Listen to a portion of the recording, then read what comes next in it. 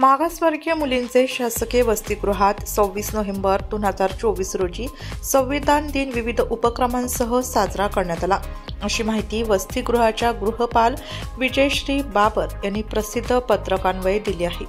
संविधान दिनाच्या निमित्ताने वसतिगृहाच्या परिसर ते विडी कामगार नगर येथील डॉ. बाबासाहेब आंबेडकर यांच्या पुतळ्यापर्यंत रॅली काढण्यात आली। या रॅलीत वसतिगृहातील विद्यार्थिनी व अधिकारी व कर्मचारी सहभागी झाले होते। या ठिकाणी प्रतिमेस पुष्पहार व मेणबत्ती लावून आदरांजली वाहण्यात आली।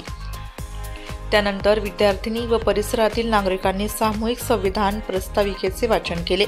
संविधानाने नागरिकांना दिलेले हक्क व कर्तव्य जागरूकतेसाठी जागर संविधानाचा सोहळा लोकशाहीचा हे पथनाट्य विद्यार्थिनींनी सादर केले। यानंतर रॅली के वाघ महाविद्यालयाच्या परिसर येथे नेण्यात येऊन तेथेही पथनाट्य सादर करण्यात आले। 26 नोव्हेंबर रोजी शहीद झालेल्या वीर हुतात्म्यांना यावेळी आदरांजली वाहण्यात आली। गृहपाल श्रीमती बाबर यांनी आभार मानून कार्यक्रमाची सांगता केली। नाशिक लोकशाही न्यूज ब्युरो रिपोर्ट, नाशिक।